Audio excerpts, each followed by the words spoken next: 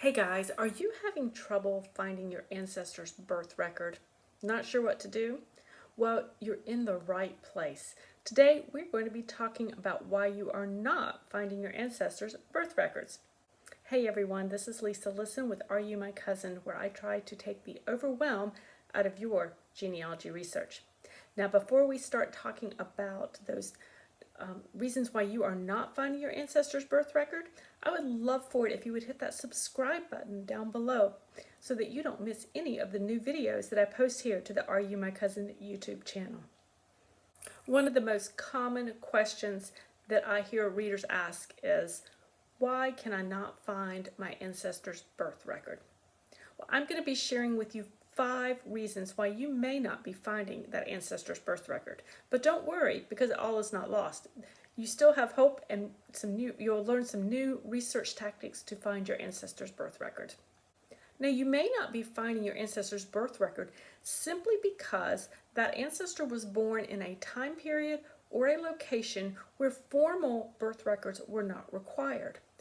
Birth certificates in general that we typically are going after is kind of some of the first resources that we as genealogy researchers look for are actually a fairly modern type of record. Many states did not require formal documentation or formal registration of a child's birth until well into the 1700s. You might find your state didn't require birth certificates or birth registration statewide until 1907. Or if you're a North Carolina researcher like myself, the date was 1913. Quite late when you think about the terms of records that we as genealogy researchers pursue. So you want to make sure if you were looking for a formal birth record, such as a birth certificate at that state level, make sure they were actually recording them at the time you are looking. Now, another thing with that is just because the state required a birth to be registered or a birth certificate to be issued, that does not mean early on that compliance was consistent across a certain state.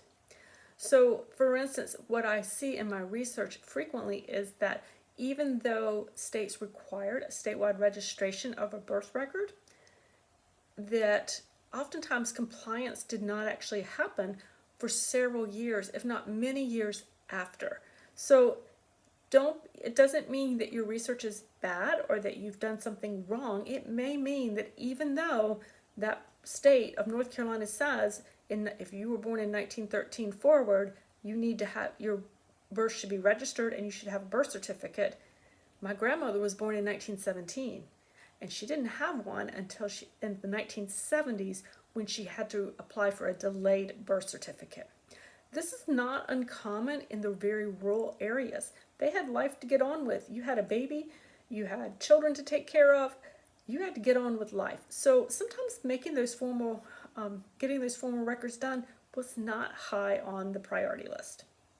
The second reason you may not be finding your ancestor's birth record is that your ancestor had a name change. And when I say a name change, I'm really kind of thinking in terms of some of the what I would call informal name changes. Because early in history, if an ancestor wanted to change their name, they simply did it. Now, they could do a formal request if they wanted to, and that was typically at a county court level, but they didn't really have to be honest. They could choose to be called and use whatever it is they want. So it may be that there is a birth certificate there, but you don't recognize it because your ancestor is using a different name. Now, one of the ways to search for a birth certificate or a birth record, if you think this is the case, if you feel like that they were born in a time when, yes, there would have been a birth record generated, but you can't find it, try doing a search with just the parents' names and see if you can find matches and how many children they had, and if you can match up any birth records with your ancestor. So it may be that you search on just a date or you search on the parents and see what you come up with. You may find them in kind of what I call going in the back door, but seeing what children they had and how many, and you may be able to pick up that ancestor whose name change had occurred.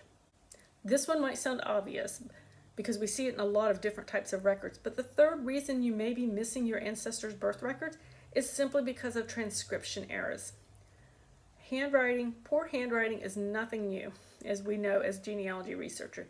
It could be that the handwriting was so poor that the name is coming up quite different, and so you're not picking it up in your searches.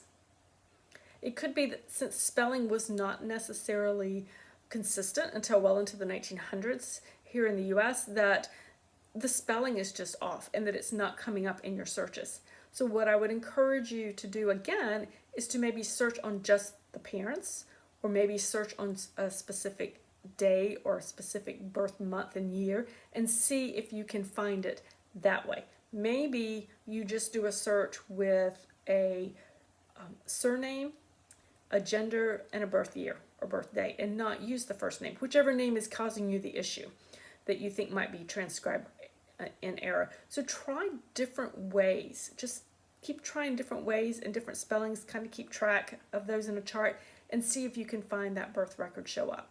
The fourth reason you may not be finding that ancestor's birth record is you're simply looking in the wrong location. Now, you may have done your research well and you know that they lived in a particular county, in a particular state for that particular time period. And that is all well and good, and they probably did live there. But consider this. Consider if that mother, that pregnant woman, left. Consider, did she spend the last months of her pregnancy with another family member, perhaps a mother, perhaps a sister, perhaps she needed help. She needed help with the children. Maybe she was having a difficult pregnancy. So perhaps she went to live with a close female relative who could be there to support her, to help her through the birth, and to help take care of the baby afterwards until she went back home.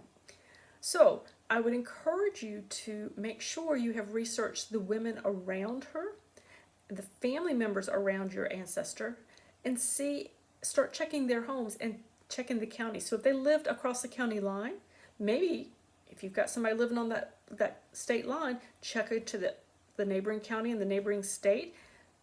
Expand that search area. So if you're not finding them in the area where you feel sure they lived, check those surrounding counties, even if it crosses a state line, to see if you can find a birth record there. Now, the fifth reason you may not be finding that ancestor's birth record is because you simply assumed a family Bible did not exist or does not exist. Now, when someone comes to me asking about family Bibles and they tell me, we don't have a family Bible. And I'm like, okay, your side of the family doesn't have a family Bible, but are you sure a family Bible for this particular family in general does not exist? Have you checked the collateral lines? Have you checked with those distant cousins? When I was researching early on, and I have an ancestor that I wanted to get into the DAR with, I was able to do that. And once I had that ancestor into the DAR database, I started getting emails. And folks were like, how did you make that connection? And where did you find these dates, these birth dates, and these marriage dates, and these death dates? And I said, well, they're in the family Bible. And the researchers were kind of going, family Bible, we didn't know a family Bible existed. So here's the key. The family Bible existed on my side of the family. It came down my ancestor's line. These researchers were researching off collateral lines, and they did not have a family Bible that came down those lines.